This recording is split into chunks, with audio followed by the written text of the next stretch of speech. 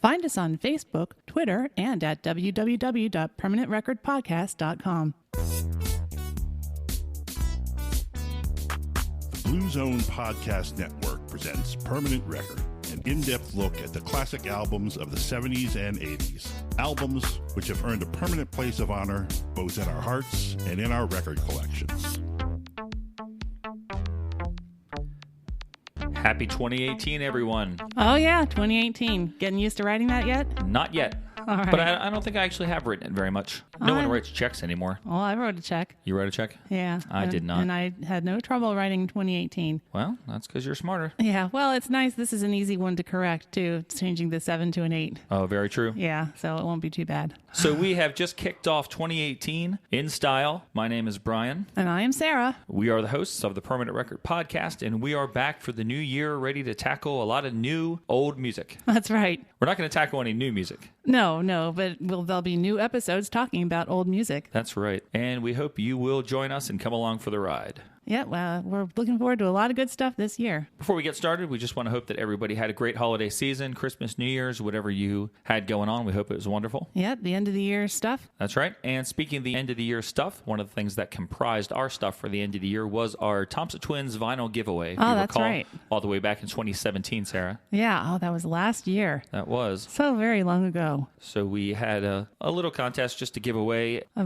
brand new copy. Unsealed copy, or a sealed copy of the Thompson Twins Into the Gap record, and we're happy to say that we did have a winner for that. Yeah, a lucky winner got to receive that brand new album. That's right. So congratulations goes out to Terry Mills, who's a really nice guy who found our podcast kind of late on, he said. Yeah. But he was enjoying going through the back catalog, and I was happy that he won because he's a big Thompson Twins fan. Yeah, that seemed really appropriate for him to win that album. I think I even saw that he has a Thompson Twins mouse pad. Oh, wow. That's pretty cool. And one of the things, Terry, that you're going to notice when you get the record is that your Thompson Twins Into the Gap mouse pad is the traditional cover of the album. Uh-huh. However, the album that I sent you is the strange cover that I had on my cassette. And the funny thing was, that was the only cover I could find. When we went out shopping for the vinyl to get it for the prize, that was the only copy we could find. We found 4 copies of the album, and they all had the weird cover that I had never seen before. I love how you call it the weird cover, as if it is like some really strange, bizarre-looking cover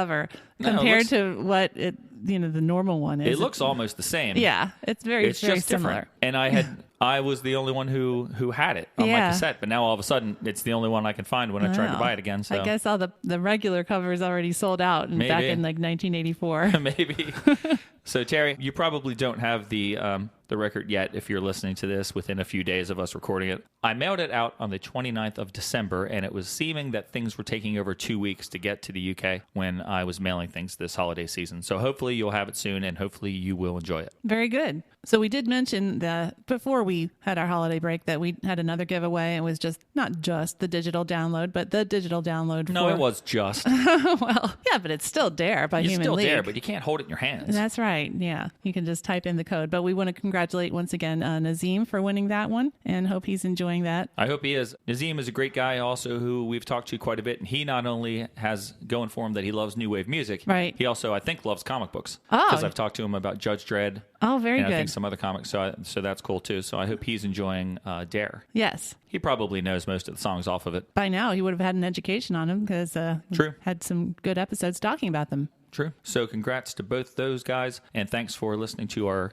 fledgling podcast. Yeah, fledgling is a good word. I'm saying fledgling. We actually did pretty well, I think, in our first year. This is the start of our second year of the show. Yeah. And considering that we're not anybody, right? I was pretty happy with the response we've gotten, the listeners, the downloads, all that good stuff. Yeah, I mean, we're not talking just to ourselves in this room here. I guess we're reaching some other people out in the world, which is really cool. Yep, that's great, and it's great to hear from those folks. Speaking of which, before I forget, we probably lost some momentum here at the end of the year. We took 2 weeks off for the holidays and stuff. Hopefully, we'll bounce back and give this 100% again and get back into it. And that's our New Year's resolution. That right? is our New Year's resolution. And to that effect, I just want to implore everyone, remind you that it somehow helps our podcast. Not sure how. if you go onto iTunes and give us a rating. We did pretty well last year, I thought. Oh, yeah. We got 9 reviews. Oh, did we? Which was good, I thought, for who we are. Well, exactly. So my New Year's resolution is to try to grow the podcast even more this year and try to double the number of iTunes reviews. And, if we get to like November and we haven't quite doubled it, I'll just create a bunch of fake accounts and do it myself. Oh, that's wonderful. That sounds like a great way to handle the problem. But if anyone is enjoying the show and feels like helping us out in some mysterious way, please go on to iTunes and give us a little friendly review. Yeah, we obviously don't know all the algorithms and machinations that go on behind the scenes at Apple, but it does seem that the more reviews you have on iTunes, the more ratings you have on iTunes, the better your life as a podcaster becomes. That's right. So even just going in and clicking some stars on there, that'd be great. Oh, yeah, that'd be awesome. And then the last thing I want to take care of before we get to the meat of the show this week, I just want to send a thanks to my co-host, Sarah. Oh, hi. Hi, for her wonderful Christmas present. One of the wonderful Christmas presents that I received from her that I just want to talk about real briefly. All right. I like getting kudos. Yeah. So we have been talking with and listening to a podcast hosted by a great guy named John Lamoureux, and he hosts a podcast called The Hustle. And he talks to musicians of all different eras, not just the new wave era, but oftentimes it does happen to be somebody from an 80s group, because he has said many times on his podcast that that's kind of the era of music that he's most into. And on one of his early shows, he talked to the singer of a group called Reflex. Yeah, we love the Reflex. That we love. The singer's name is Baxter, and Reflex had like one hit. Yeah, they were definitely a one-hit wonder with the song The Politics of Dancing.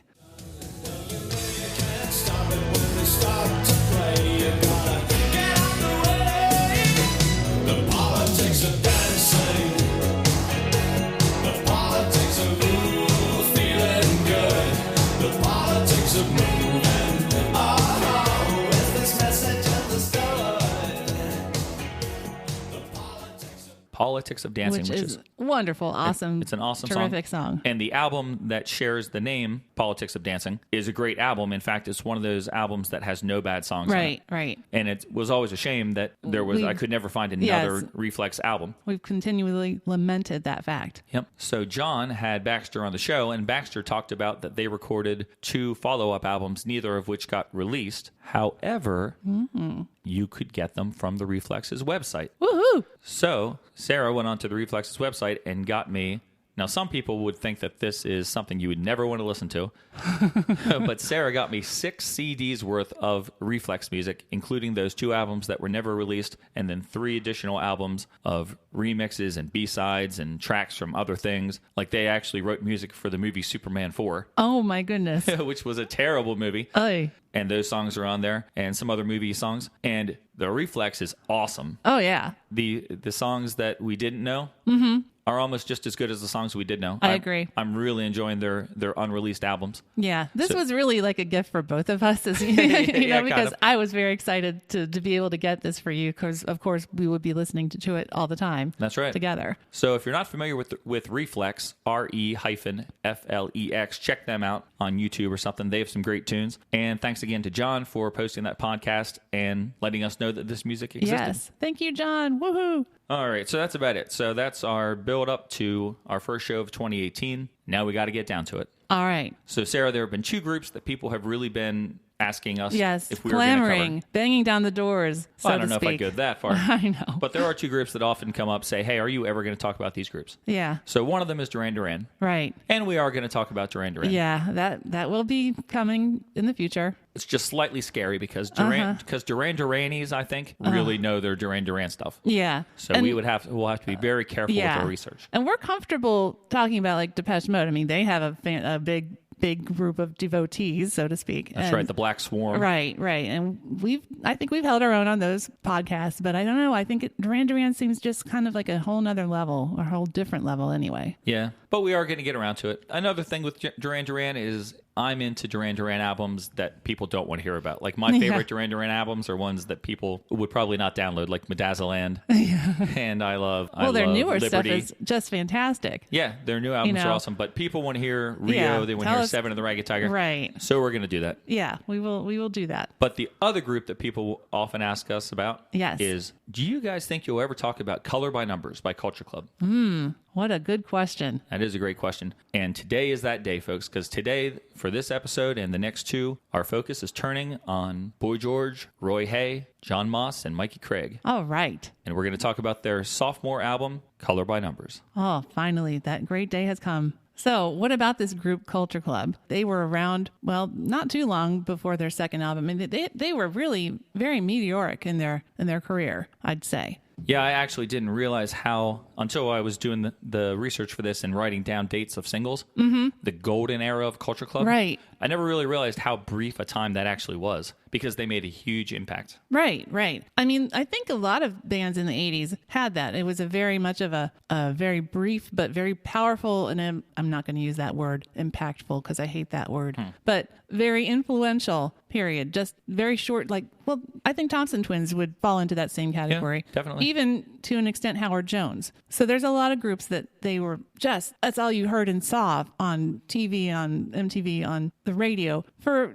what seemed like forever. But, maybe that was just because we were young and, the days seemed so long back then and time was different. But I don't think that's even necessarily true. Howard Jones was kind of... He stuck around a little bit longer, but it was just because for a couple albums, his first single off the album would do really well. Right. And then the follow-ups, people didn't really seem to care about. But even as late as In the Running, right. Lift Me Up was a big hit. That's right. And then nothing else from that album right. caught on. Right. By the time of In the Running, Culture Club and Thompson Twins have gone away. Oh, yeah, definitely. Yeah, it is kind of crazy when you realize how brief a period these groups were. And then you had people like Madonna and Prince, Michael Jackson, that just have always been around ever since they debuted. Right, continually putting, and honestly, Duran Duran is in there too, with that tier of people, because they are still putting out music and they're still very relevant, packing arenas and things like that. Very true. But Color by Numbers, Culture Club's second album, Culture Club's biggest album, that was released way back in 1983, November, I think. It was actually October.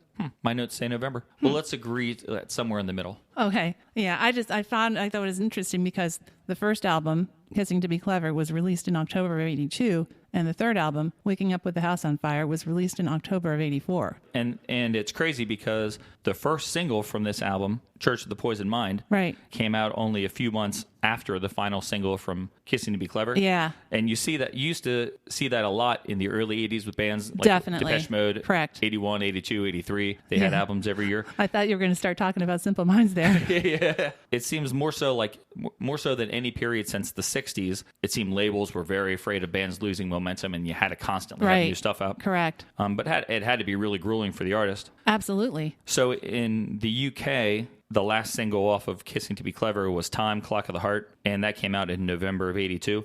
But in the US, the last single was I'll Tumble For You, which came out in July of 82. Of 83. Oh, of 83. And then in October of 83, the US got Church of the Poisoned Mind. So July to August, August to September, September to October is only 3 months. Yeah, so there was just a constant barrage of Culture Club music coming their way. They were cracking the labels, cracking the whip. Yeah. So whether or not the album came out in October or November, it's not a good sign that in the first fact of the year we can't agree. It should be easy to determine who's right, but I know one of us is right. Yeah, that's right. The album came out. It peaked at number 1 in the UK. Oh yeah. Peaked at number 2 in the US. Yes. But it was there for 6 weeks. It was there for 6 weeks. It was holding steady at number 2 for 6 weeks. Do you know what album denied it its chance to hit number 1? I do indeed. Who was it? The mighty Michael Jackson and Thriller.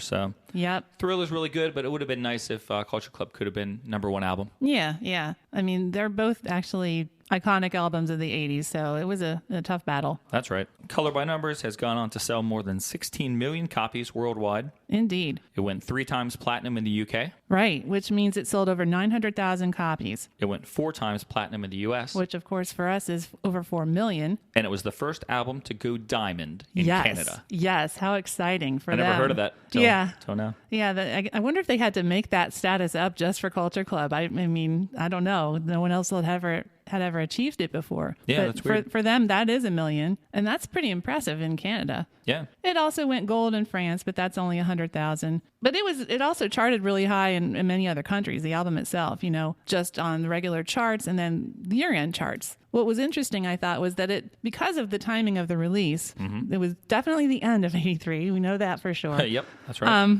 It made year-end charts for both 83 and 84. Yeah, exactly. I saw it peaked really high. Considering it was only out for like 2 months in the UK, it peaked really high on their year-end chart. Yeah, it was actually, I think it was number 5. No, I'm sorry. It was number 3 album of 1983 in the UK. But then it actually made the list again in 84. Now, in the UK, it was 65, but considering it had already been on the list the prior year, that's still not too bad. Right. So in America, it didn't make the list for 83. Right, but it was on for 84. Correct. And I had it written down, I thought, but I don't see it here in my notes. Oh, I do have it. It was number 5 on Billboard's top pop albums of 1984. Ah, very good. The album spent 59 weeks on the Billboard Top 200 album chart. Oh my gosh, I didn't see that. That's incredible. That's over a year. That is over a year. Wow, we can do math. Awesome. It spawned 4 top 20 hits in the U.S. Yeah, and that's also very remarkable. I mean, that's the goal, isn't it? Yeah, we just talked about that on the Thompson Twins episode. That's right. With the rules, the unspoken rules of songwriting stuff. You want to get four hits, or 4 singles. And we talked about how difficult that was to do. Yeah, but my goodness, Culture Club made it look easy here. They sure did.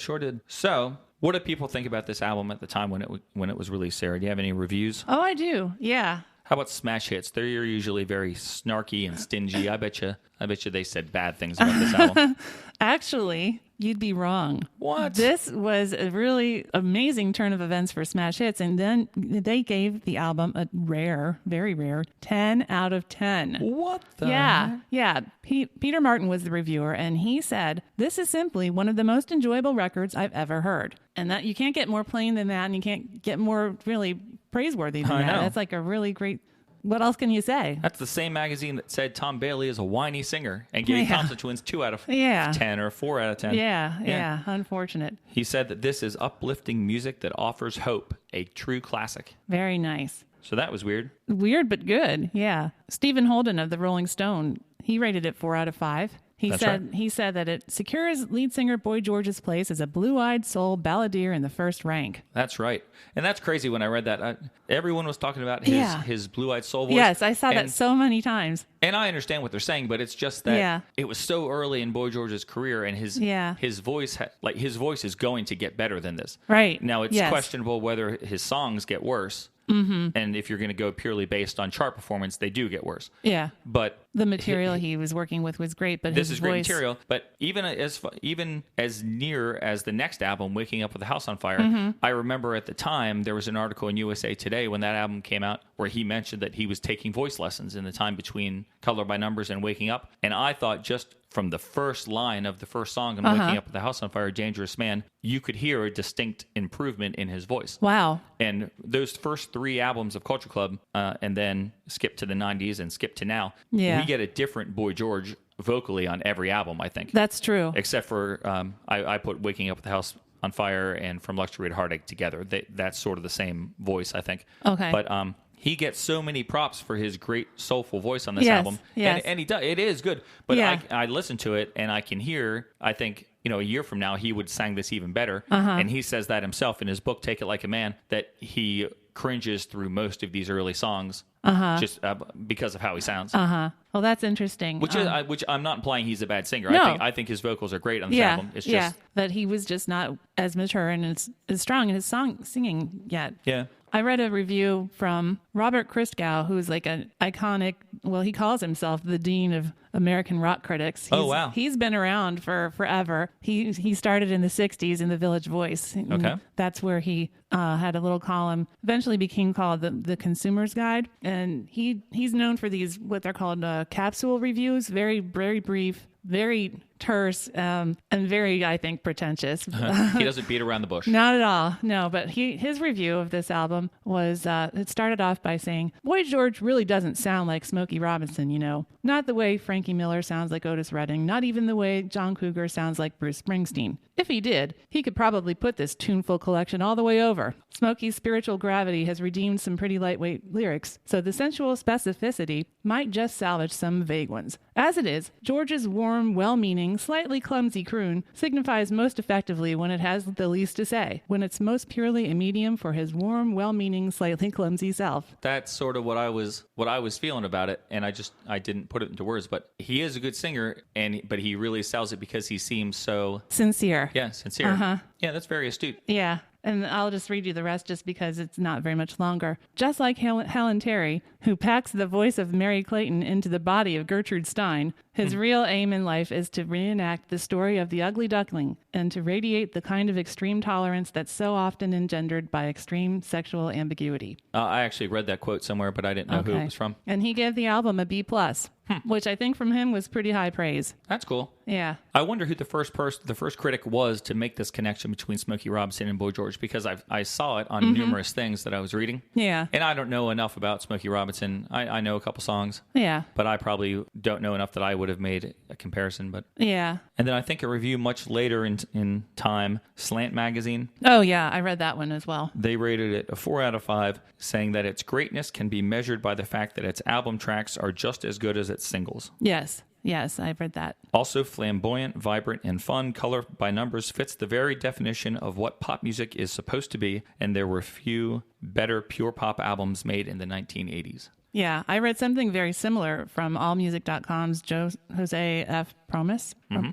He said, in the 1980s, music was, in many cases, flamboyant, fun, sexy, soulful, colorful, androgynous, and carefree, and Color by Numbers captured that spirit perfectly. Indeed. And going back to that Rolling Stone review, Rolling Stone gave it a 4 out of 5. Right. At the time, Rolling Stone readers gave it a 4.5 out of 5. Oh, all right. Rolling Stone did a pretty decent job, although I'm a little surprised at this. In 1989, when they ranked the best albums of the 80s, the top 100 albums of the 80s, yeah, Culture Club made the list. But right. Only 96. Yeah, that was disappointing. Yeah. I mean, and they ranked it a 4 out of 5. Like, I don't know. Yeah. And it sold so well. And it had all these, they won awards and all kinds of stuff. Yeah.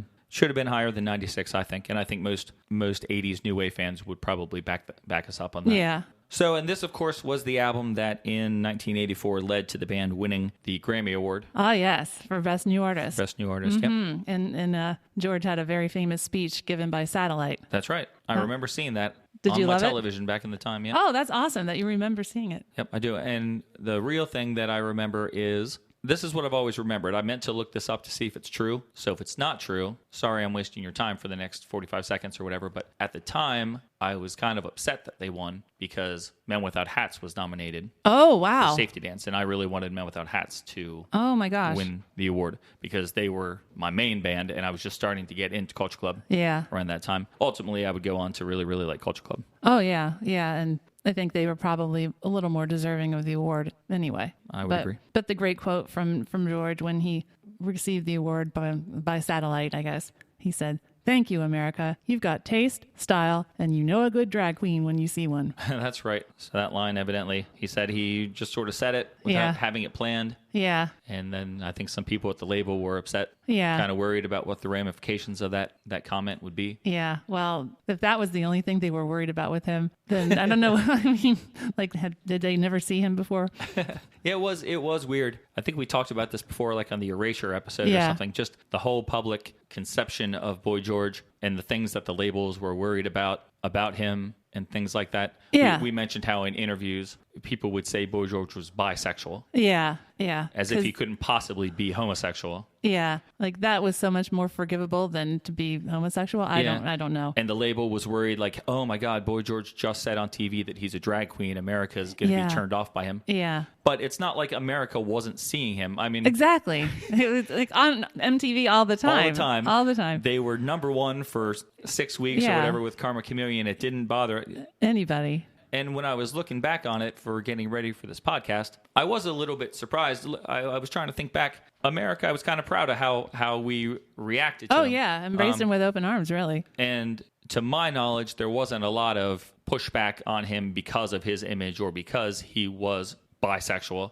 or whatever. Yeah. Now, I saw an interview with him where they started the Waking Up with the House on Fire tour in Dallas, Texas, and that there were a lot of people there with signs saying like get Boy George is a sinner and all this stuff like that. And that was actually the first time I ever really had read about it. Maybe it was more common and I just didn't know about it because I was 13 or I was 12 or whatever. But I just remember everybody loved Boy George because he was so funny. Yeah. He gave such good interviews. And I mentioned this in writing with somebody online. And this sort of skips ahead a little bit to my personal background. But my grandmother loved Boy George. Oh, yeah. Loved Boy George. She had the first 2 albums and loved Color by Numbers. She loved a lot of Waking Up with the House on Fire, but not everything. And she would, if he was on TV, when I would talk to her the next, she would be, oh, I saw Boy George on this show. And he said what? He says in his book, Take It Like a Man, that people thought he should have been embarrassed that housewives and grandmothers loved him. What? But he thought it was great. Yeah.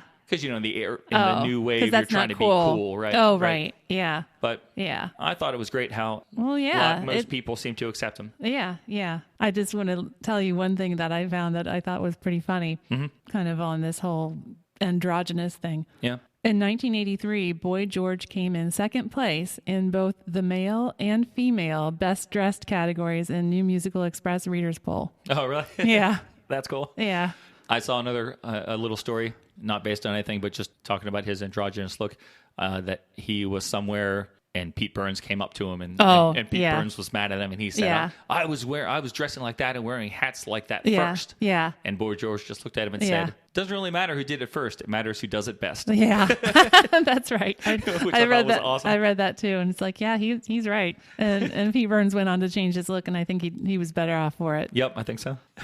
Good old Pete. Yep. So besides the Best New Artist Grammy in 1984, they also really did well at the Brits in 1984. Okay. They won the Brit Awards for Best British Group, Best British Single for Karma Chameleon, and they were nominated for the Best Pop Vocal by a Group or Duo, but Police won that year. Yeah. And they were also nominated for a Canadian Juno Award for International Album of the Year. Cool. All right, so let's talk about the crew, the staff, people that were involved with Culture Club at this point. Right. Who was Culture Club? Who was their command center comprised of? We, of course, had Boy George. Yes, George O'Dowd. Yep, the very talented lead singer and songwriter, but very moody in the studio, Sarah, and quick to become rather precious. Precious. Uh-huh. Oh. And the funny thing I read about Boy George in his book, looking back at this period, he said he just did not want to sing his own harmonies. He was very lazy in the studio. And he would often just say, I don't want to do that. Get Helen in here to do it. And then he would storm out. He would also, he said, kick everyone out of the studio whenever he would sing, including like the engineers and people who had to monitor the equipment. That's not going to work out very And it was well. just because he couldn't handle criticism. He said if somebody said that was a little flat, that would set him off when he was bored by the studio. And based on things that he says in the book about that period, I think he was probably uncomfortable because he was writing these wonderful melodies and writing lyrics. Yeah. But he says like oftentimes Roy Hay would say something, Boy George would offer a suggestion and Roy Hay would say, shut up, you don't even know what key this song is in. Oh. So I think he was intimidated. He was intimidated and being told by people that he wasn't a songwriter because he didn't know the technical things of songwriting. Yeah. He came up with the melody for Karma Chameleon except for the middle eight himself, but he didn't know what chords were being played behind it. But he still wrote the song. He wrote the lyrics and he wrote the melody. That's ridiculous. It's like saying Paul McCartney, just because he can't read sheet music doesn't mean, like, he's still a fantastic musician. Right, I mean, good grief. So I think maybe that attitude in the studio led to some of his insecurities. He says he was rather precious, but I think some of it probably was deservedly so if he was being treated like that. Yeah, yeah. We also had Roy Hay and producer Steve Levine, who Boy George kind of groups together under the title of Technoboffins. Technoboffins. Because they were very interested in learning to use the latest equipment. Yeah. Stephen Levine was very much into that. I know. I read a good interview with him where he talked about when he had been working with The Clash and he wanted to introduce some different things to, what was it called? Create separation of sound. And I forget which one of the members was just like, oh, we don't care about that. both Roy and Steve wanted to change the sound of Culture Club that was found on Kissing to Be Clever, and they wanted it to sound more polished and more like a Quincy Jones record. Oh, okay. Was an example that they give. Oh, nice. So Roy, at the time, I think he was the solid musical force in the group. Yeah. Boy George was writing all the melodies, like Right. you said, but Roy was the one who could then put accompaniment to them. So Roy plays guitar and he plays keyboards, Yeah, he plays piano and all that stuff. and he wrote most of the accompaniment with input from the rest of the band. Okay. So then we have the coolest man in the band, one of the coolest men at the time in music. Although I didn't realize it at the time. It was much later in life when I realized just how cool he is, but Mikey Craig. Oh, yeah. I love Mikey I Craig. do too. Oh, my goodness. Yeah, I didn't really know very much about him at the time because it was all about Boy George back in the 80s. Like, they were just there. Those other guys, they were just kind of there. Yep. Boy George says the guys would often get upset about that. People's Yeah. perception was what you just said. Right. That Boy George was the leader and they were just there and they Yeah. wanted to do more. However, like when they had to go on Good Morning America at Yeah. 7 o'clock in the morning, Yeah. they didn't want to do it. And Boy George got was sent the out one to do stuck it. doing it. Yeah. So it's like it's like a kind of Catch-22 or something. yeah. They want more publicity and but more they credit, don't but they don't want to do the work. it. Yeah. Oh, that's interesting. Yeah, So- but Mikey Craig is awesome. We've seen him in concert so many times now, and he's just fantastic. He is, and he just loves performing. Yeah, you can just tell he's always happy to be there on stage. Yep. And he's really good too. I mean, he's an excellent bass player. Yeah, I love his bass playing. He sounds really good. He is the coolest man in the lineup. He's so laid back. Yeah. He's so laid back that he didn't even bother to show up to film their very first music video. Oh, wow. And Oops. if you watch the video for Do You Really Want to Hurt Me? It's not Mikey playing bass in there because he just didn't show up. He didn't want to be bothered? No, or? you would think that if you're a pop Like, band and struggling you're to just make trying it, to break it? make Yeah. it big, and you get a chance to film a video, you would want to be there. But he didn't make it. Oh, my gosh. Too funny. And George says that while all the drama was going on in the studio at the time, all the fighting and screaming, and Mikey would often look at people and just say, "Do we have to scream at each other? Can't we just sit down and talk about this Oh, wow. calmly?" Which I love that quote. He didn't have time for all the drama. I think he may have been in the Rock Band. Yeah, for sure. And then, of course, we have John Moss, Yes. who is the inspiration for most Georgia songs on this album. Almost all of them, yeah. He was a solid support staff as the songs were being written, lending suggestions to Roy and Boy George. I can't find many quotes about songs stemming from John initially, but I have read many quotes mentioning his contributions once the ball was rolling. Oh, okay. So he may not be like technically a super impressive drummer, like the guy from Rush or something, Yeah. but I've always thought he gave the band a really nice drum sound, and Well, yeah. he's a great pop drummer. He is the first one that met Stephen Levine. John and Steve met in November 1981. It was like right when the band was getting together. And John wanted to change the sound. And Stephen Levine had just got the Lynn drum machine. Oh, nice. He was all excited about that. And he's like, "Hey, let me show you this Lynn drum I'm working with." And he said, "It's really easy to work. You just program the beats and you're away and you can play on top of it." Steve says, "I didn't realize how complicated that was, but because John is a fantastic drummer, he made it look easy." And that was great. Oh, that's cool. So Steve thinks he was a pretty decent and capable drummer, Yeah, able to work with the machine and the regular drums at the same time. that's cool. Yeah. Now, a lot of people would stop there with the lineup of Culture Club, but Boy George and I both think that Ms. Helen Terry's contributions, particularly to this album, Absolutely. cannot be understated. I would agree completely. That's great that you're going to include her. Thanks, Sarah. Yeah. I'm sure she'd be happy to hear that too. So George met Helen outside of the dance club Heaven, Oh, nice. Yeah. and somebody mentioned to him, like, "Oh, tonight was fun, but you missed a good night the other night. We had our cabaret in here saying Helen was singing." And George said, "Oh, let me hear you sing." And she like wailed out one note. And then she said, "I'm not a performing poodle." Oh, good for her. So when George was in the studio and not wanting to do harmony vocals on Yeah. Do You Really Want to Hurt Me, he remembered that woman from the line outside the dance club, and he said, "Well, maybe she can't sing. We'll see if we can get her in here and see if she can do the harmonies." Oh my gosh. And he brought her in and said, "Can you sing harmonies on this song?" And she said, "I'm a professional singer." So what do And he you was think? like, "Oh, okay, can you do that?" And so he said that he really thinks that she was an integral member of the band. Yeah. And that some of the other guys in the band didn't really think so, but he really did. And he thought that the songs really would have suffered without her presence. And I think that's true. Like I said, particularly on this album. Yeah, I think she really makes this album what it is. I mean, her and everybody else, but like without her, it wouldn't be the same. I don't think it would have the same impact. Yeah, I agree. So she went on to work with them. I didn't realize this. She appeared actually on both the follow-up albums, Waking Up and From Luxury. I didn't think she was on From Luxury to Heartache, but I saw her listed in the credits. Oh, good. I think her part kind of gets a little less important. Yeah, but I think she had started a solo career too, so maybe that was intentional. She did, and she always toured with the Culture Club. She had her solo career, which didn't catch on like maybe they were hoping. Yeah, and ultimately she didn't really like the pop music lifestyle, and she retired from singing, and now she works for the BBC. She works on television programs, but like behind the scenes. Oh, all right. All right, so that is the lineup that recorded the record. Sarah, the record sounds really good. In my opinion, the record looks really good as well. Oh yeah, it's a classic 80s album cover, and that's not any surprise if you find out who it's done by. It's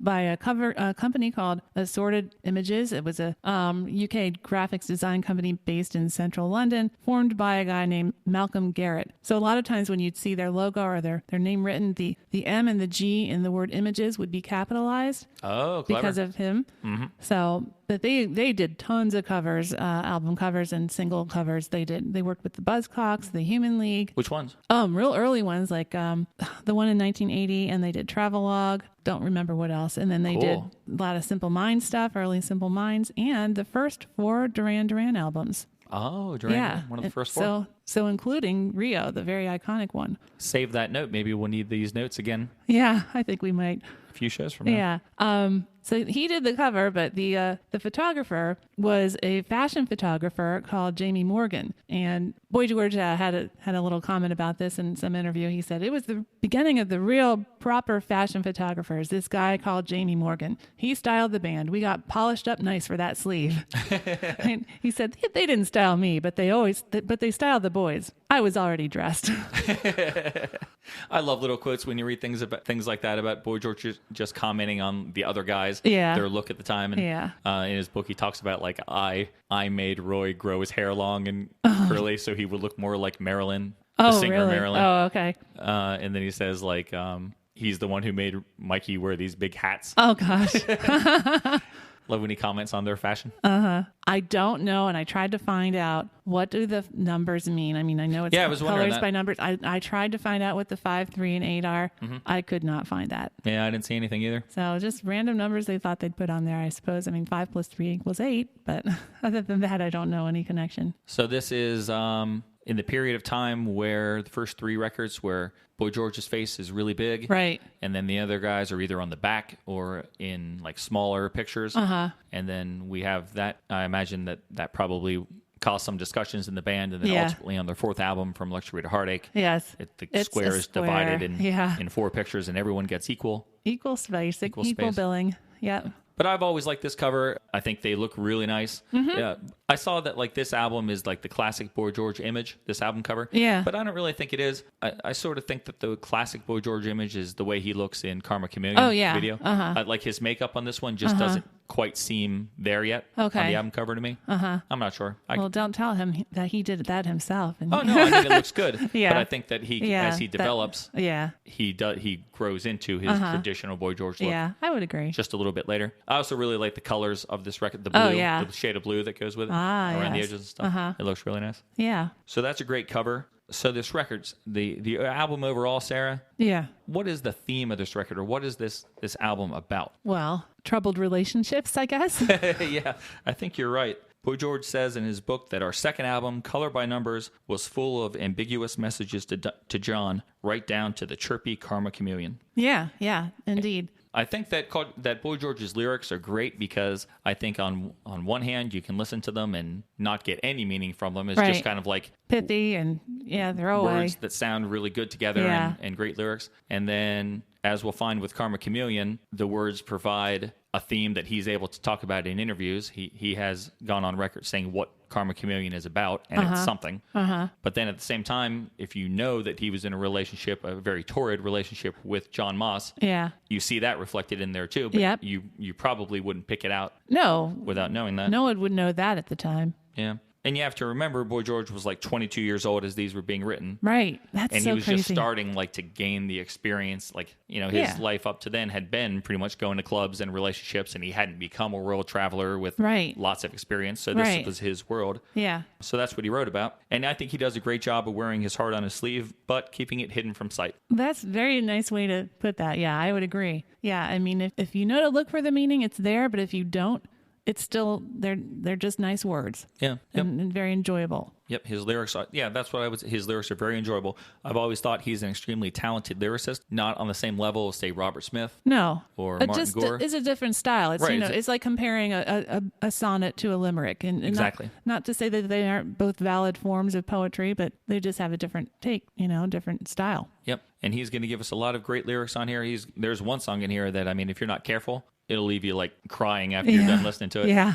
So we'll talk about that when we get to it, but very, very talented. He said at the time he looked forward to going away on tour and doing little junkets with the band because it meant that he could be with John every day outside of work. Mm-hmm. He says they rarely saw each other. And even though John lived only about a mile away from him, he could never visit John without making an appointment first. Because John had girls and he wanted his freedom, but he wanted his relationship with Boy George whenever he felt like it, what Boy George says at the time. And he had a really good quote in the book. Our tour manager was always jumping between us to stop a black eye or a fat lip. Oh, wow. The songs, however jolly they seemed, were a testament to my pain. Singing about it was my only release other than screaming or putting a gun to John's head. Oh, wow. Yeah. Oh, that's so turbulent. I know. And it's like, you're picturing that like they actually would come to blows. And then you just picture Mikey Craig like, man, come on. Come on, guys. Can't we all just get along?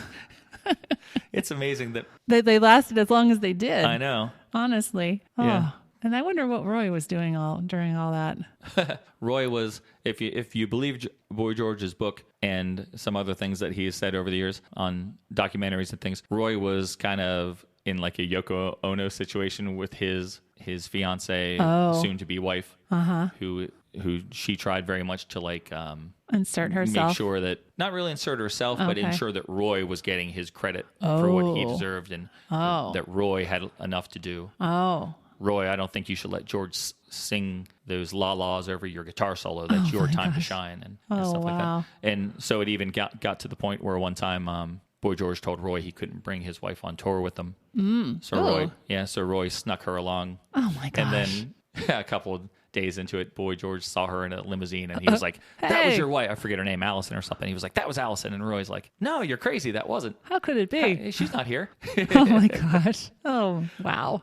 So Boy George kind of apologizes for it. Now he says like, I wanted Roy to be miserable because I was miserable. And I didn't want anybody to have a wonderful relationship on tour because it was terrible for me. And he said that he's talked to them and apologized. And, so that's all smoothed over now. Yep. Well, that's good. Yep. And then just a brief tidbit, something of interest, because I just said that Boy George was writing songs without too much experience of the world. In fact, that starts to change with this album. Well, it sure as we'll does. find out, because they come to the U.S. for the first time, and they were very afraid to come here. Oh, yeah. Because they were always told that, like, in America, people kill each other, like, in the street, in broad daylight. Like, they don't even care. They're just going like around madness. shooting people. And so he was very surprised when he came to New York. And he said, and didn't get shot immediately? Yep. And he says the first day that they were in America, he wrote the lyrics for 2 songs. It's a Miracle. Yeah. Which we'll talk about.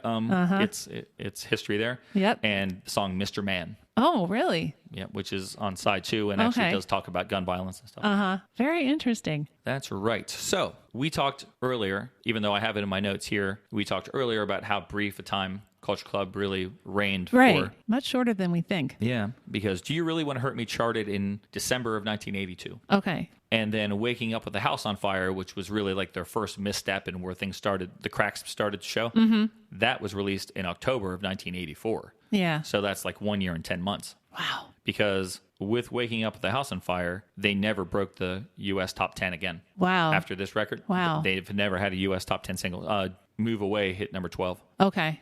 But and this gradual kind of falling apart of big plan. Yeah. It took me much longer to realize it because I was obsessed with them Yeah. by this point in time. Yeah, you weren't really paying attention to the reality necessarily. And I think Boy George sums up what happened to them really well with this quote. He says, "I overexposed myself in the first 15 minutes of my career. I went mouth first into a whirlwind of interviews and loved it. I know I could never have built my career on mystery like Prince or Michael Jackson, though now I wish I had held back a little bit." And I think that may have led to some of that because, like we said earlier, he was a great interview, and all those times that he was on TV, I loved all those. Yeah. And it was very effective, and he was a great interview. But I think that just 2 years solid of something even that funny and that entertaining, Yeah. people just sort of take it for granted and get a little tired of it. Yeah. Yeah. You're right. A case of overexposure, basically. Yeah. I mean, and as unique and as novel as he was at the time and still is, it's still, you can't take too much of that without saying, oh, him again. Right. And other things contributed. Waking Up with a House on Fire, I thought was a great album at the time. It doesn't hold up to this album when you listen to it now. And they chose the worst possible second single on that record. War Song came out and I think made like number 22 or something here in America. And they followed it up with Mistake Number 3. Yeah. Which is just not a single. No. And that was it. Yeah. So I see the pain in your eyes as you talk about that. I know. It's like personally terrifying and sad for you. Even as a youth, what year was that? That was 84? Yeah. Waking Up with a House on Fire. Even as a kid who was buying all these singles and loving all their records, I was like, oh, I don't think they should have picked this song. Wow. Even a little teenager knew that was a bad choice. There was a song called Unfortunate Thing that sounded a little bit like It's a Miracle, the same kind of vibe to it. And there was a song called The Dive. Both of those songs would have been far better singles. And after that second single bombed, they didn't really try. They gave up. Yeah. They had a third single in the UK. Actually, in the UK, Mistake Number 3 was their third single. Oh, and wow. didn't do well. Oh, jeez. And so the jokes write themselves. Yeah. They released a song called The Metal Song Yeah. as the second single, and that was a pretty good song, too. So that brings us up to our personal history with this record, Color by Numbers. All right. So, Sarah, do you have any personal history history with this one? Well, honestly, no. In a word, no. Burp, burp. I am sorry. Womp, womp, womp. Yes. Well, here's the thing. This is something that we haven't really ever discussed, but it kind of came to my attention in the past few episodes. We've been like, oh no, I don't really know this. I didn't have a boombox until 1985. And so I wasn't collecting music on a regular basis until I had a boombox. Oh, okay. Well, that makes sense. So, yeah. And the other thing was I didn't have MTV, and I wasn't really babysitting until probably around 85, maybe 84. But so I would see a lot of videos at other people's houses. So my musical knowledge was always just based on the radio. Okay. Until I got my own music player and the means to buy music. So that's why I these earlier albums, which I know now from you, most of them, I just knew the songs on the radio. So Culture Club was another example of that, where I definitely knew all the singles, loved them, sang along with them in the car with my sister. We would always sing these songs, but I didn't even really see these videos when they were out because 82, 83, I just didn't have access to them. So my personal history is pretty spotty, really. Pretty sparse. You should have got some MP3s or something. Oh, yeah, right. They didn't even exist. Yeah, so, I mean, I know all the songs that were on the radio, and they were on the radio all the time, and I loved them all. I think my mother liked them, too, because, they were very accessible, but I never owned this album, and I only knew it once we started going out. Gotcha. Well, this one for me, this was a pretty big record in my musical development. Although I wasn't into Culture Club right off the bat. The whole first album, Kissing to Be Clever, Do You Really Want to Hurt Me? I really didn't pay much attention to that, even though it was a pretty big song. Yeah. It just wasn't my thing. It was too reggae-ish. Yeah. And I think I liked the other singles, Fine, Time, and I'll Tumble For You, which now I love both those songs, but at the time I was just like, yeah, they're fine. And even Color by Numbers came out, Church with Poison Mind, the first single. I don't even know if I knew about it. And then I remember that my dad, at this point in time, trying to figure out how old my dad must have been, late 30s, I guess. Yeah, probably. He would give this up before too long, but he was still kind of interested in like popular music, and he had a 6-hour VHS cassette that he would record songs off the TV that he liked. Wow, that's like pretty videos cool. from like Solid Gold and whatever shows would be on in the afternoon that showed videos, and he filmed this video, or he didn't film it. He recorded the video Karma Chameleon onto his tape. Oh, wow. And so then when he was sitting around, he was watching, had it playing, and I was like, oh, that song's pretty good. And then I was like, whoa, who is that? And so I think probably first time I saw Boy George was because of my dad Wow. having the video on tape. And around that time, like I said, I was still really into Men Without Hats. So Yeah. I started to like Culture Club, but not enough that I was rooting for them against Men Without Hats. Yeah, yeah. But then into the next year, 1984, first half of that year, I got really into Culture Club. And then that summer of 84, that was basically all I listened to, the first two Culture Club albums. So wow. I remember being awake at in the summer, 3 o'clock in the morning, writing silly little programs on my Apple IIe computer. Yeah. And just flipping the tape back Oh, and wow. just listening to it over and over and over. And of course, the door to my bedroom, I just had covered in Boy George posters and wow. reviews that I found in the newspaper of their records and things. And so I became pretty obsessed. And Yeah, it sounds like it. and I also remember being at some relative's house in New Jersey the night that the story broke, in 1986, that somebody was found dead of a heroin overdose in Boy George's house, and that the police were looking for him. And I have a distinct memory of feeling terrible. I couldn't believe this was happening to my band, because that was one of the great things in all these interviews that we were talking about, his friendly, funny interviews. Yeah. It was always we don't do drugs and things, and that was one of the reasons I think that my grandmother liked him so much. Yeah. So I They're was very clean cut. Well, at least clean cut as far as their behavior. right. So I have a lot of memories of this time period and the years immediately afterwards. But this was, I think, even though this is their best album, I think my level of excitement was highest for Waking Up with the House on Fire because I was obsessed with Culture Club when that was coming out. Yeah. So yeah. I was there for the release of it. This one I missed the release. Yeah. And got into them because of it. Because they were breaking things out so quickly. Yeah. So, but yeah, this was definitely and the Thompson Twins and Culture Club are the two bands that I think of, and Men Without Hats are the three bands I think of as the main Brian bands pre Depeche Mode. And then when I hit Depeche Mode, everything changes. Yeah. And yeah. that becomes my complete obsession. Yeah. But, You're right. I would agree. Knowing you and knowing what. Yeah, that sounds right. All right. So that is everything that leads us up to the first song on the album. Wonderful. So we're going to take a quick listen. I'm going to give you a sample. So as we talk about it, you'll have some sort of basis or a reference point for what we're saying, because it's probably a song that not everybody knows. Oh, really? It's a song called Karma Chameleon.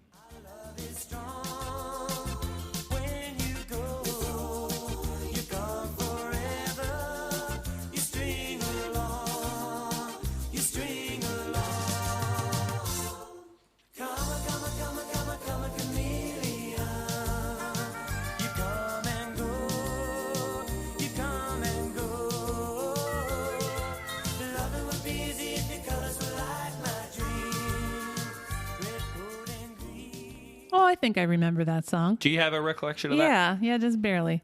Yeah, it sort of sounds familiar. I think it was released in the U.S. in December of 1983. I agree. Okay, I agree good. on that release Okay, date. good. I'm going to say that it was released in the U.K. in September of 1983. Yeah, and I would agree with that as well. Okay. Yeah, and in the UK, it became the second Culture Club single to reach the top of the UK single charts. The first one was Do You Really Want to Hurt Me? I agree. Yeah, and it stayed. This one stayed at the top of the charts for 6 weeks in September and October, and it became the UK's biggest selling single of the year in 1983. That's right. It was the second single released off the album, went to number one in both the US and the UK, it went to number one in most countries Yeah. that had pop charts, 16 Yeah, worldwide number one hits, and then top 10 in most others. that's right. And to date, I think has sold over 5 million global copies, making it one of the best-selling singles of all time worldwide. Very true. It was the number 10 single of the year in the US in 1984. Okay. I like how we're just blasting each other Yeah. with numbers and facts here. I know.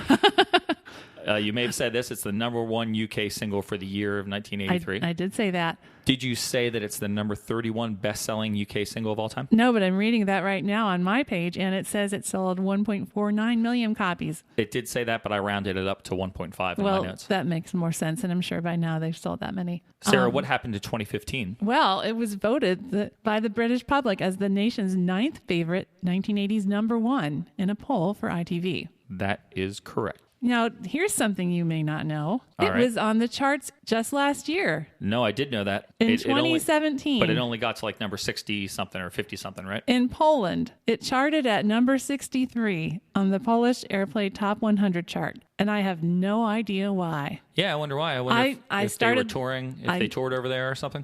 Yeah, I've just no idea. I tried to look up, anything to do with Karma Chameleon and Poland in 2017, and nothing was coming up. When I was saying Polish, it was bringing me things about nail polish, and well, okay, maybe Boy George would use nail polish, but that's not what I'm looking for here. So. Yeah, the great thing about Culture Club, if you're a fan, is that they've been touring pretty much nonstop for the past 3 years. Yeah. So maybe they toured over there and someone decided to start playing their record and a label started playing. Again. Yeah, I don't know. It was kind of cool though. I was very surprised. Yeah, I like that though. It's kind of neat when things like that happen. Yeah. All right, let's go back to a fateful day in 1983 when Boy George sang this song to the band. Oh, all right. Do you know about that day? I don't. So Boy George walks in. I think they said they were in Roy's apartment, but I could be wrong. And he said, I have a new song. And he started to sing it. And he said the song caused fits of laughter. Roy and John started banging on kitchen pots and slapping the rhythm of the song on their butts, yelling, "Yeah, cowboy!" Oh my gosh.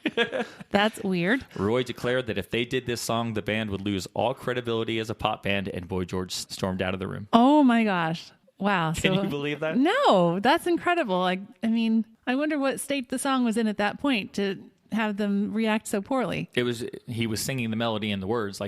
He wasn't playing any instruments. Okay. He was just singing the melody, maybe slapping a rhythm, but they were just like, this is a country song and this is terrible. Wow. That's crazy. Boy, I bet his feelings were hurt by that. Yeah. That's a terrible reaction. So he went to his friend Phil Pickett. Yes. Who was going to get a songwriting credit on this song and the next one on the album. Right. And Phil Pickett sat with him and helped develop the song further. Okay. And Phil was a member of the 70s band Sailor. Right. And I meant to actually look them up, and I forgot to see if I knew any of their songs. Did you look them up? I looked them up, and I saw that they were a band in the 70s, and I did not go into their discography and see what they did. Okay. So he was originally brought into Culture Club's world, into their circle, by Steve Levine. Oh, yeah. The year prior, he came in to help bulk up the band's sound while they were recording Kissing to Be Clever, because he's a very talented keyboardist. Oh, okay, yeah. Phil helped Boy George write the song, and George says that Phil is the one who actually wrote the middle eight. Oh, all right. And George really loves that part, he said. Oh, cool. Well, every day is like survival, that part. It was Phil's enthusiasm for this song that helped Boy George convince the other members of the band to take it seriously. Oh, okay. Even though the other members of the band didn't like when Phil got involved with songwriting because then he's they'd have to split it 5 ways. Yeah. Instead. At least Boy George says that. I'm pretty sure they did okay splitting this 5 ways. Yeah, probably. As far as the money that they made from it. Probably. Yeah. Well, it certainly served Phil well to participate on this song because it ended up earning him 2 Ivor Novello Awards. He got Best Pop Song and Highest Selling A-Side in 1983. Cool. Very cool. Yeah. So Boy George does credit Phil as being a very valuable resource to him going through the creative process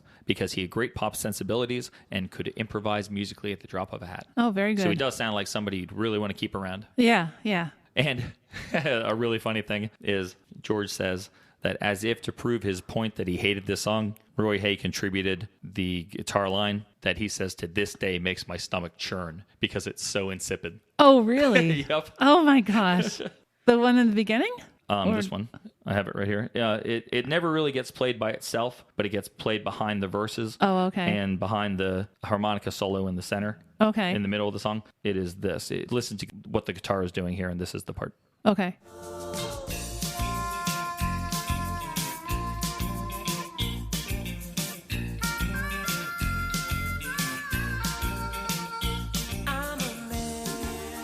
Yeah, I can tell he's just like phoning it in right there. Yeah. He's just like bump, bump, bump, bump. Yeah, whatever. Yeah, I'm sure he's almost rolling his eyes at the same time. Yeah. So Boy George hates that part. Yeah. And luckily enough, it is never like featured. No. It's never like played by itself. Right. But you can notice it if you're listening. Yeah, that's pretty funny. Well, you want to talk about the harmonica? Okay. And who played the harmonica? Yeah, let's do it. Yeah, a gentleman named Judd Lander played the harmonica. He had been in a group called the Hideaways, and I think they were an old group from like the 60s. They're earlier than Sailor even. But he has been a great session musician. He has worked with every one of the Beatles except for George. They, and they're like in their solo stuff. He's worked with Annie Lennox, Tina Turner, the Communards, and ABC. Oh. And later, he went on to do another harmonica solo and another famous Britpop song. What's It To You? No, later than that. Oh, this would be Britpop, you said. So that would be like early 90s? Yeah. And you own this. I'm going to call you out on it right now.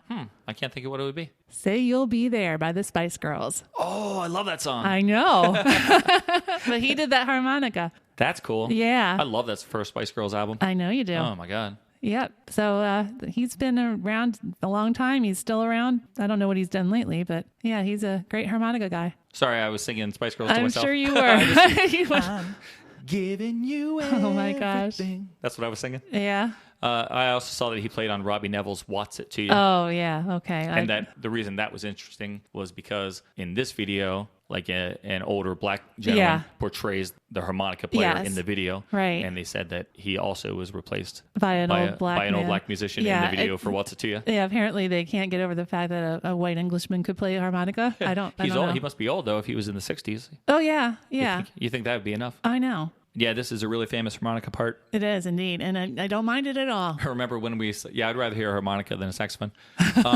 Do you remember when we just saw Culture Club the other month? Yeah. They had just got a new harmonica player. Like they said, like this is only the third day this guy's with us. Yeah. And how he was absolutely crazy. Was a wild man. He was gyrating all over the stage playing his harmonica. He looked like he just woke up or something. I mean, like he had slept in his suit or something. And as we were watching him, I was saying to myself, like, well, this guy can play, but I don't think he's going to be around for long because he's calling too much attention to himself. I don't think Boy George is going to like this. No, he's a little too, I don't know, into himself or something. So I wonder if he's still with him. Yeah, I don't know. But he was entertaining for sure. Yep. So something else about this song that might be memorable to people who were getting like 45s back in the day is the photograph on the single. The picture sleeve? Yes, the picture sleeve. Yeah, really nice picture of George, just by himself, I believe. It was photographed by David Levine, who happens to be the younger brother of Stephen Levine, the producer of this record, which is pretty cool. Yeah, that's cool. David Levine did a lot of photography for other music groups and artists in the 80s, such as ABC, The Cure, Kylie Minogue, Susie Sue. He also worked as a still photographer on video shoots directed by Tim Pope. Wow, that's cool. Yeah, so he was really, really busy in the 80s, and in fact, he earned the nickname The Man Who Shot the 80s. Oh, that's awesome. Yeah, so I'm sure we'll see other things by him in future discussions of albums, and maybe some that we've already talked about we just didn't realize were photographed by him. So I thought that was kind of cool, especially the whole brother connection. You know, it's just such a small world. So earlier in the podcast, I mentioned that,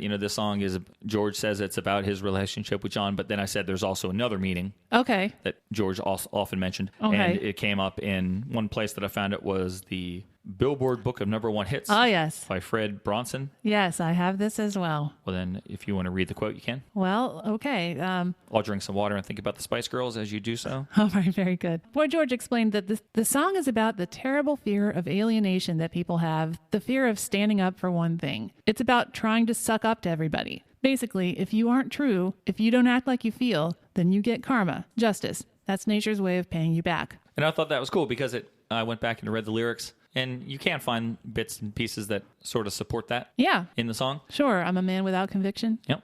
It's just neat that he wrote this song that was about John and then probably had a scramble to come up with something, and it lent itself to that. It sure does, yeah. And I found that a lot of different ways to interpret this song, and some have chosen to interpret it in a political fashion because it has been used in political campaigns, I think because of the line, I'm a man without conviction, and the karma chameleon kind of changing your position and changing things. Mm-hmm. In some recent British political campaigns, the song has been used to kind of disparage other candidates. Interesting. I never really thought of a politician would use a Culture Club song. No, not really. Maybe the war song, huh? Yeah. Speaking of the lyrics of this song, did you read the lyrics online? Oh my gosh. I've had Google Play lyrics are usually pretty good. Yeah, they were terrible. And it seemed like either most every site was wrong as well, or they all pulled them from the same source. But right. But this was probably the worst lyrics that I found online since Dead or Alive, since we did that show. Yeah. And it immediately is wrong. Yeah. The very first word. Right.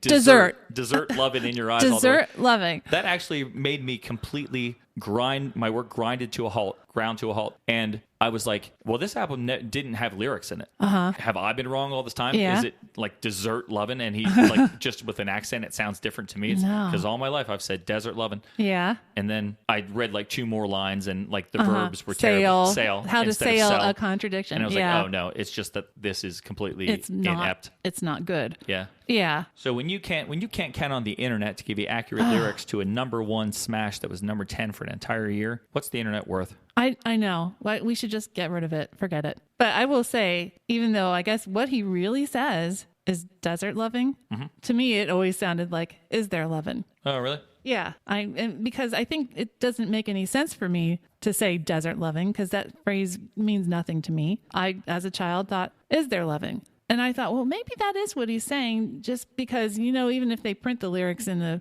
album, it's not always what they sing. But you're pretty sure it's desert loving? Oh, yeah, I'm sure. Okay. I think it means just like a desert is barren and there's not anything there except for sand and empty space. Okay. It's a very unsatisfying love, like not much to it. Okay. That's cool. When I say the lyrics weren't printed in this, maybe they were printed in the album. Oh. I had the cassette. Yeah. They were not. Okay. And then something interesting about this song, another thing I didn't know, is that back in the day, Culture Club was sued. Oh. As often happens when you have a really super successful song. Of course, yeah.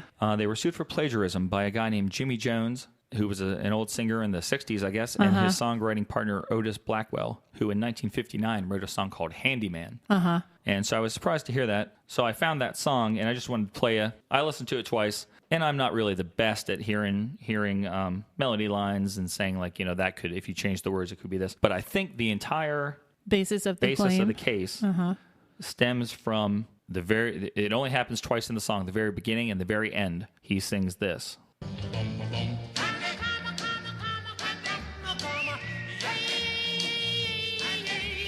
So I think the whole basis of his case is that he sings 5 times, comma, comma, comma, comma. And Boy George 5 times sings karma, karma, karma. Oh my gosh. And maybe you can tell me, it doesn't even sound, he's not singing the same melody line. Not really. Comma, comma, comma. I mean, it would be. That's what Jimmy sings. Yeah. And Boy George is comma, comma, comma. It's a different key and it's a different tempo and it's not the same word. So, I mean, I don't know. That seems really, very much stretching it. Yep. So I had never heard that in all my years of being a Culture Club fan, and when I heard their song, I was kind of unimpressed. But Boy George says that I may have heard that song once, but it was certainly not something I sat down and copied. Yeah. We gave them 10 pence and an apple. Yeah, I love that. I did see that, and I thought, oh, that's pretty good, pretty dismissive of this rather frivolous claim, I think. Yep. I would hate somebody to treat a songwriter, particularly someone who came up like in that era where it was probably hard to make it as a songwriter. I hate to treat someone like that dismissively, but they earned it with that claim. Yeah. I don't mind Boy George talking that way about it because it seems silly to me. Yeah, there's definitely more legitimate claims out there. This is not on that list. Right.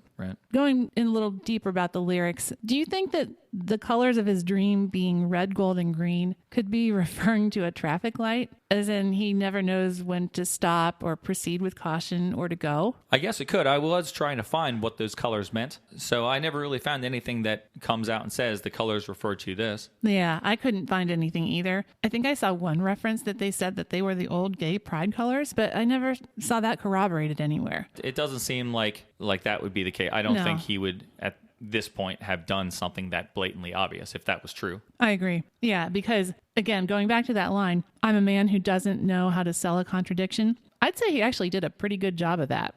Honestly, he kept his relationship with John secret. He kept his true sexuality rather secret. He never really came right out and said it, not that you have to, but he kind of pretended that he wasn't exactly what he was. I remember at the time in interviews, people would say, "Are you bisexual?" And he would say, like, "What do you mean? When I want sex, I have to buy it?" Yeah. He would avoid answering the questions. Are you homosexual? I'd rather have a nice cup of tea. Yeah.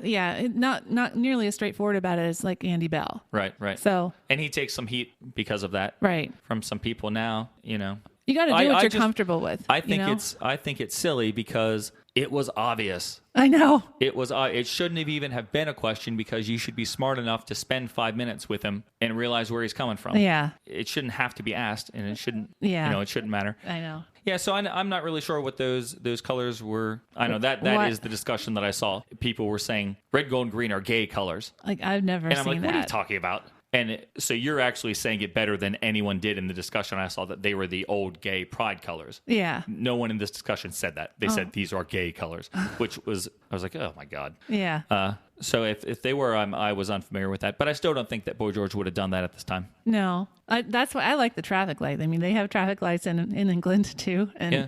I think his confusion about where John was coming from and where their relationship was, to me, that makes sense. It makes sense. Yeah. I had never thought of it. I'd never read that, but I like that. Well, I think that's cool. Thank you. Even if Boy George would say it was totally wrong, Yeah. I still think it's I'd kind hope that of a cool idea. he would appreciate my interpretation, just like other songwriters are like, yeah, if that's what you got out of it, cool. Right. All right. So we're talking about the songwriting. You have more about the lyrics that you want to talk to? Can we move on sort of just to the musical elements and the different sections of the song? Yeah, let's go ahead and do that. I don't have anything else of real note to talk about in the lyrics. Okay. So right at the beginning of the song, we're hitting play. Let's talk about it as we go through it here a little bit. While I'm now world famous for my kind of wishy-washy stance on hating saxophones. Yeah. I hate them sometimes and don't hate them the other times. Yeah. But I like to say that I hate them. I really do enjoy the sound of the harmonica. Okay. And this is one of the best harmonica songs that I know. Okay. I think when you hear that, whatever that sound is that Roy's guitar the first thing we hear? Yeah, I think that's guitar. So that has a neat sound quality to it. Yeah, exactly. I think that I have not heard a guitar sound or a guitar voice like that anywhere else. Yeah. It's very unique. I like it, and it is unique, and you hear it, and you're like, whoa, what's this? Yeah. And then they give you that for a couple seconds, pull you in, and then they hit you with this harmonica solo, which is really, really catchy. Yeah, it really is. And you're like, this is an interesting song. It is. And then you get hit by George's really, really smooth vocals. I know. This is a great first line of a song. Yeah. He sounds fantastic. Delivers it so well, and that's exactly what I have is nice, smooth vocals. He has a very nice voice. It's very pleasant on the ear. Yeah, very, very much so. And it's crazy. Like I said, I think that we get a different Boy George voice with most every Culture Club album. On the first album, Kissing to Be Clever, with a few exceptions, he was kind of sometimes like a whiny. There'll be in each song, there'll be a part where I say to myself, he sounds a little whiny. Oh. I'm not crazy. The way he holds that note out and stuff is not as strong as he's going to develop into. But this one, I think this is a completely different voice that we get from the prior album, and this is just silky smooth. Oh, it is. It is. I think that might be where a lot of the comparisons to Smokey Robinson come in, because I know he's known for a very smooth voice. Yeah, you're probably right. So this first verse where George is singing, that's where we get that the first time we hear the insipid guitar part, as George calls it. And it was funny because until I read it in his book and went to the song and listened for it, I never really focused on it before. Oh, no. But it is kind of plotting and childlike. It is. It sounds like very, very elementary and very just kind of, like I said, phoning it in kind of. Yeah. But I think you've been so impressed by the quick harmonica solo and what you're getting right out of the gate and George's voice. At least for that part, the verse, you're overlooking it. Yeah, and there's enough other stuff going on that you don't have to focus on it. Yeah. So that verse is going to lead us into like a bridge before the chorus. Right. Yeah, a little pre-chorus section. And that's the part with I'm a man without conviction. That part. Do you consider that not to be a verse? Do you consider it also like a bridge? I think I call it, like I said, the pre-chorus. Pre-chorus? Yeah. Okay. I love the sound of it. I love the background vocals. Oh, yeah. The sound of the background vocals in this section sound great. Yeah. And I was recently talking about this with somebody at work. I have a friend, Ted, who is a very talented musician. Yeah. And he's been in bands all his life, and he's a great bass player. Yes. And he understands music. He can sit there and talk music theory with you and everything. Mm-hmm. But he grew up listening to those late 60s songs. Yeah. Playing out in the 70s in bands and things. And then come the 80s, he got married and started to have kids. And there's a 10-year period of time, 10 or 12 years, where Ted has really no knowledge of music. And like of what was current at the time. Yeah, and he picks up in the mid-90s. That's when he got back. His kids were old enough that he and his friends started playing out again. Yeah. And they started playing the 90s music. So over the holidays, he was sitting in with somebody who was going to do this song, so he had to go and listen to it. And he was going to play Karma Chameleon with someone? He was. Oh my gosh. So he knows Culture Club. Yeah. But he has never listened because Ted thinks all 80s music is bad. Yeah, like just nonsense and throwaway. He was really surprised with the song. He came over to tell me what a good song this is. Wow. He's really enjoying it, and he's actually looking forward to playing it. Oh my gosh. But this part of the song, this pre-chorus or this bridge, he couldn't get even with all his knowledge on music, he couldn't get his head around it, and I couldn't really understand his problem. But his brain couldn't comprehend how quickly the female background vocals were coming in. Oh. Boy George would say, I'm a man. And they would go, man. Yeah. And in his mind, there needs to be a beat there. before they start. Yeah, and she's like starting into it before he really even finishes singing Man. Yeah, and he was just having a lot of, because he had to play bass and sing those vocals. Oh. And he was having trouble getting it. And I just thought it was interesting with all his years of practicing and playing out and music some theory. Of the complicated things he's already done. That he couldn't wrap his head around it. So, when I listen to it, it just sounds normal. Yeah, we're just so used to it. We've been, hearing it for 35 years. So. Yeah. I just thought that was interesting. Yeah, that's very interesting. I never really would have thought of it as that musically complex. Right. I do appreciate that there is a lot going on. Not so much as some of the synth pop songs we've talked about before. It's more organic, but it's a very well produced song. It's a very nice combination of sounds. I think mixed very well. Mm-hmm. Yep, very nice produced, and it's very nice 80s production. We have to admit this is an 80s. It is. Oh yeah, 80s very much so. Well, yeah. Song. So that bridge takes us into the chorus, the world famous chorus. Oh yeah. And folks online these days, you often see people say that the chorus is annoying. And George himself in the book says that this is the song that everybody bought and nobody likes. Yep. But I don't get that at all from this chorus. I love this chorus. Well, it's so catchy. Yeah, it's one of the best. Everybody one of the most knows fun choruses to sing along with from the entire decade. I agree. And folks who are saying that it's a novelty song because of this chorus, I don't get you. A novelty song is the whole Right Said Fred, I'm Too Sexy, and a novelty song is New Age Girl by Dead-Eye Dick. Yeah. This is just an extremely catchy melody line, like an earworm. Right, exactly. Just because the words maybe are a little odd. I mean, Karma Chameleon, what does that mean? That doesn't mean it's a novelty song. It's not like actually about a chameleon. Right. So, yeah, that's a bad argument. I disagree. Such a friendly song. This song is so accessible, and that's why it was on all these different charts and stuff. Yeah, number one in 16 countries. Right. I think it even charted on I forgot to mention this before, but it was number 3 on the adult contemporary chart on the Billboard chart, and it was number 67 on the Hot Black Singles charts. Yep. So, it was crossing over quite a few areas in America. That's right. No surprise, really. Yep. Like we said, this is a 80s production on a well-crafted song. Yeah. If you want to say it sounds too 80s for you, okay, that's fine. Yeah. That's all right, it is in the preference. 80s. Yeah. But, don't call it a novelty song. No, don't, or we will fight you. We will. Sarah will fight you. I will. Yeah. What I think is interesting about this is that it's going along, and then right towards the end, it goes into that march type beat. Love it would be if your colors were like my dream, red, gold, and green. Oh, yeah. Mm-hmm. And then it goes right back to the regular beat. And I have no idea why they did that. I don't know why they did it, but I love that they did it. It really throws you off. I mean, we know the song so well, but think about the first time you hear it, and all of a sudden they're. It's great because if they didn't do that, it would be the chorus 3 times to fade. This is chorus, interesting take on the chorus, and then chorus to fade. Yeah. And it does give it just happens to work out really well for the video as well, that section of the video. I had a note on here somewhere, I don't really see it, but I remember what I said. That drum sound is really, really cool, but I kind of wish, like the shuffling part to it. Yeah, a little drum roll kind of. I wish that was a little louder. Oh, okay. Because there is like every other beat or something, there is a downbeat. A downbeat that's loud. Yeah. But then the, like, what I call, like, military march sound, that's not as loud as that. Okay. And I wish they'd brought that up a little bit. Okay. All right. Well, we'll go talk to Steve about that.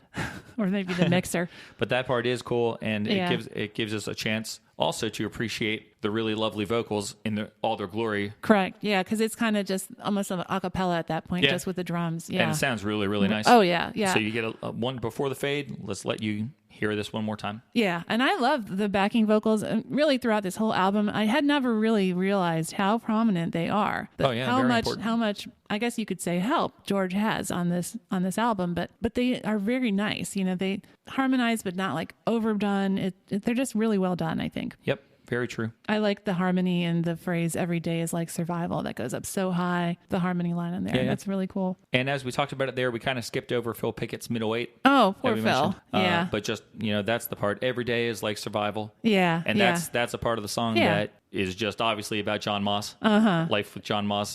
You're my lover, not my rival. Right. Talking about their musical and their romantic tension. That section, I just love it. George's vocals are so smooth there. Again, the lyrics are wonderful, and it's a joy to listen to and a joy to sing along with that part. I love doing the song at karaoke. Oh yeah, and that part is really, really fun. Yeah.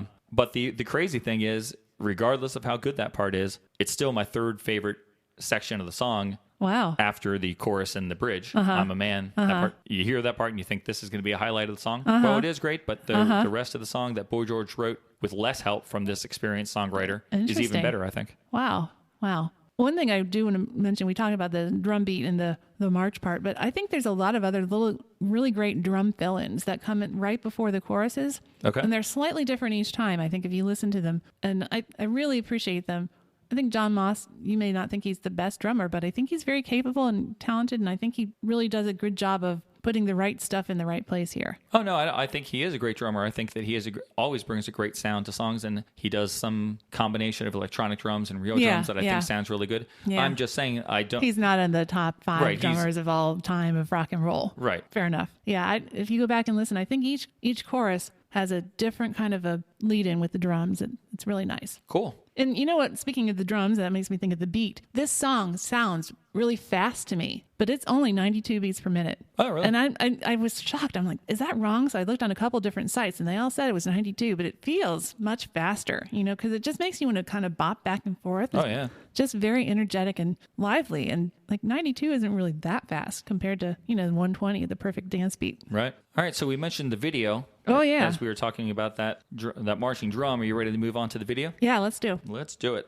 If you exclude Depeche Mode's Music for the Masses videos that they did with photographer Anton, if you exclude those, this is probably my favorite video of the entire decade of the 1980s. Oh, my gosh. The only other clip that might give it a run for its money is one we talked about right at the end of last year, Thompson Twins' Dr. Doctor. Oh, yeah. I think that the two of these videos, Dr. Doctor and Karma Chameleon, I must have clocked so much time watching these two over and over and over back then. But if I'm pressed for time and I had to give you a rapid decision, I guess this video is probably my favorite based on how iconic it is and just the enjoyment level of the video. It's such a fun clip. Yeah, you're right. It is. It's so much fun. It's just like the song. It really, really goes well with the song. Just the whole playful nature of it, and very visually entertaining as well as obviously the music is very enjoyable to listen to. For the one or two of you that haven't seen it, very briefly, the video is just a story of like a jewel thief pickpocket who very adroitly back in Mississippi in like the 1800s. They give you the exact year, actually. 1870. 1870. Yes. He gets on board a riverboat and he steals jewelry from women and then cheats at cards while playing Culture Club. That's right. And then they realize he's cheating. They get all the stolen goods back from him and they make him walk the plank. Yeah. And falls into the river and everyone goes off and parties the rest of the night away. Yep. On the steamship, which is called Chameleon. The Chameleon. So that's the plot of the video. It's a lot of fun. And I was shocked for some reason to find out that the video was shot on a cloudy, miserable day along the banks of the Thames. Yeah. It never even entered my mind in my entire life that it wasn't filmed somewhere in the South in the United States. Well, it says it's in Mississippi, right? So it must be. They wouldn't lie to you, would they? They did a great job. Yeah, they really did.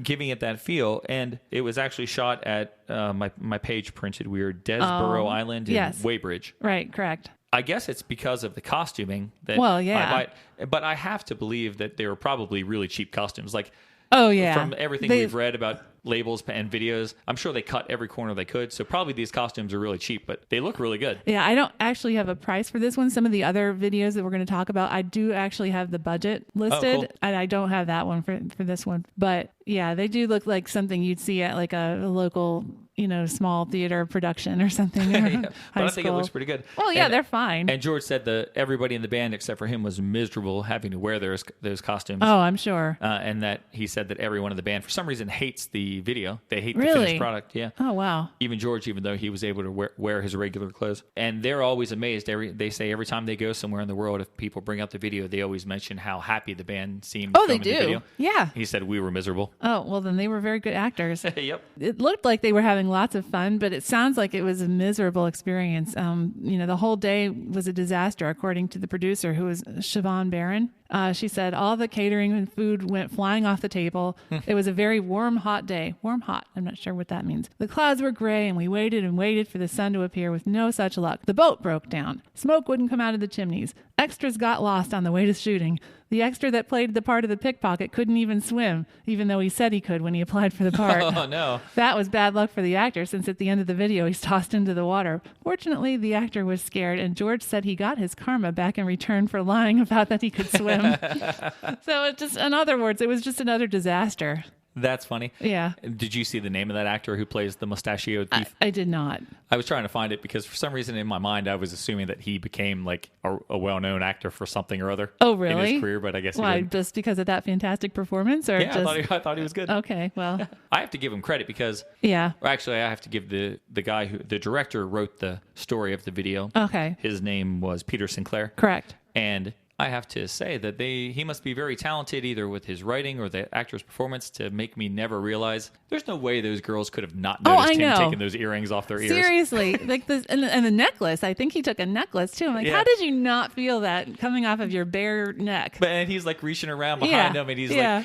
like taking these gigantic earrings. He's plucking them off their Right, earlobes. And yeah. You're telling me you don't feel that? I know. No pickpockets that good. I know. So Peter Sinclair, the guy who directed and wrote it, Yeah. he also directed Lucretia, My Reflection for the Sisters of Mercy. Oh, wow. And he also directed Major Tom for Peter Schilling. Right. 2 cool videos. And I think he did a great job with this one. Oh, yeah. I think it's really well directed, and he, through his direction and camera work here, has covered up the fact that everybody was miserable. Yeah. I wasn't surprised to see that he moved on to do a bunch of work for TV and some movies as cinematographer, and he actually was involved, did second unit work for the movie The Full Monty. Oh, wow. How about that? So he went on from music videos to TV, movies, and onwards and upwards. Happened a lot back in those days. Yep.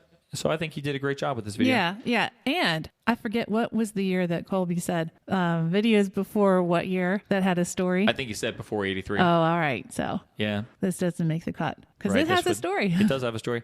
And so this wouldn't have been eligible for his contest. Okay. Just for Colby's sake, Yeah. in case somebody happens to download that old episode, I guess I'll say now that the statute of expiration limitations. date of his contest was the end of 2017. I think that's fair. Yeah. So don't enter that contest.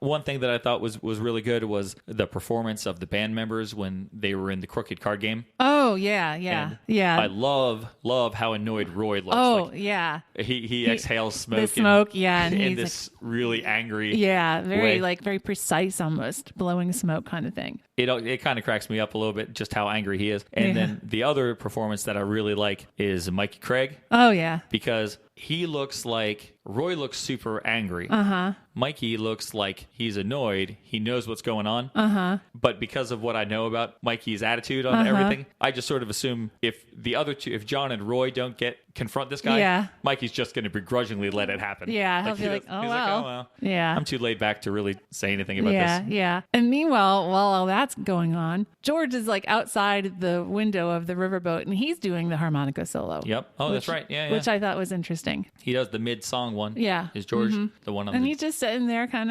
of, off on his own. Yep. Almost like an observer, like an anachronistic observer, because he's the only one not dressed in period costume. Exactly. And this is, like I said, this is pretty much like what I think of as the traditional Boy George look. Oh, yeah. This And video. I think most people would consider this as well. I mean, you see people to this day going to Culture Club concerts dressing like that. Yeah. I've seen a few people with the braids and the hat like that. Okay, so that was the music video, the famous music video for this. But then there was another videoed performance of this that you showed me this week as we were getting ready for the show. One that had completely escaped my memory. Oh, yeah. The occasion of this didn't escape my memory. I No. still remembered that Boy George appeared on the TV show The A-Team. Yes. But my only memory of it was that that the band played God Thank You Woman. Yeah. I completely forgot until you showed it to me that on the A-Team they played Karma Chameleon. Yeah, yeah. The episode was called Cowboy George. Cowboy Yeah, George. which is hilarious now that you think about it, because what you said about them thinking it sounded like a Yeehaw, country cowboy. song. Yep. Yeah, now and he's like, well, here, I'll show you. I'll play it in a country bar and on this crazy TV show. Yep. And he's up on stage, and this is in 1986. So they are now into From Luxury to Heartache, and that was the newest album, and that's why they played 2 songs from that. But at the end of the show, they played this wonderful classic hit from them from 3 years back while he's on the stage performing. Mr. T is sitting at a table, grooving to the music. He's smiling. He's like looking at the other guys at the table, and he's like, "Yeah, guys, what do you think?" It just And so Dirk hilarious. Benedict is looking like swarmy, like an agent or something. Yeah, Like he's kind of like He's yeah. dressed in a suit and kind of like nodding like, Yeah. hey, they're really good. Yeah, yeah. So it's just hilarious, and it's out there on YouTube if you want to find it. I'm going to go on Netflix and see if they have the A-Team. I'm Oh. going to watch the whole episode. Oh, you know if what? they have it. That's probably great, because the commercial I saw for this episode, which is also on That was YouTube, awesome. was fantastic. Boy George kicks down the door. Exactly. That's one of the parts of the the commercial that's the best is they show him kicking in a door. Yep. He's so powerful, which, he says He's a big guy. I know he is. That was another quote we saw somewhere where people like he looks much bigger than they thought. And then he's not all like, what is it, fairies and dandelions or something? Yep. Yeah. So that was like everyone always assumes, I was a boy who grew up in the 80s, that the A-Team would have been my thing. I actually only ever saw the A-Team one time, and it was the week that Culture Club was on it. That was the only episode of the A-Team I've ever watched in my whole life. I never even saw that one, but I would watch it with you if you found it on Netflix. Yeah, we'll look for it. Okay. I did love Dirk Benedict on Battlestar Galactica. Well, I watched that all the time. Yeah, different kind of show. All right, so that wraps up our discussion on the album history and the first song on side one, the classic single Karmic Chameleon. Yep. And we're going to leave you with that. I think that's probably enough for now. Take our leave, and we'll be back next week to finish up side two. How about side one? Yeah, we'll do that. We'll do that first. Yeah. We'll finish up side one, which has we have another big single to talk about. Yeah, that'll probably take up some time. So that should be a treat. In the meantime, we hope you enjoyed the episode. Don't forget, if you get a chance and you're so inclined, go out to iTunes and leave us a review. Yeah, but give us a rating. Give us a rating if you're feeling generous. And before we go, we just want to take a second just for something serious. We started this podcast last year, we mentioned, and around early April of last year, we were in Jamaica with some people on a vacation. And I still remember this because we were sitting outdoors at a restaurant just a few yards from the ocean watching the sunset, and both beautiful. of our cell phones buzzed. Yep. And we grabbed our phone and looked, and we had received our first email, our first message ever about the show. Right. And from a listener. It was so cool. And it was super. We couldn't believe it. We got an email message from somebody who listened to our podcast. And we're sitting there in Jamaica at the ocean during the sunset, and everyone that we're with is watching the sunset, and we're both looking at our phones talking about it. And that was our first message. It was from a very, very nice man named Brian Jensen. And we talked to him a lot over the rest of that year. Yeah, he corresponded with us pretty regularly, had a lot of nice things to say. Yeah, a very nice man. And we were sad to see over the holidays that he passed away. Yeah, it was really sad. So just wanted to say that we were thinking of him and keeping him in our hearts and our mind. He was a very nice friend that we met through the show. And I think a lot of his friends and family are hurting right now. We want to just send our thoughts out to them too. That's right. So I don't know what he thought about Culture Club, but this episode, which since it's a band that we, especially me, love so much, dedicate this episode to him, because even if he doesn't like Culture Club, he would have appreciated how much you love it. Right. Yep. That's the kind of guy he seemed to be. So we will talk to you all next week for side one continued. Side one of Color by Numbers. We hope you have a good week. Take care. See ya. There's a loving in your eyes all the way. If I listen to your lies, would you say I'm a man without conviction? I'm a man who doesn't know how to say a contradiction.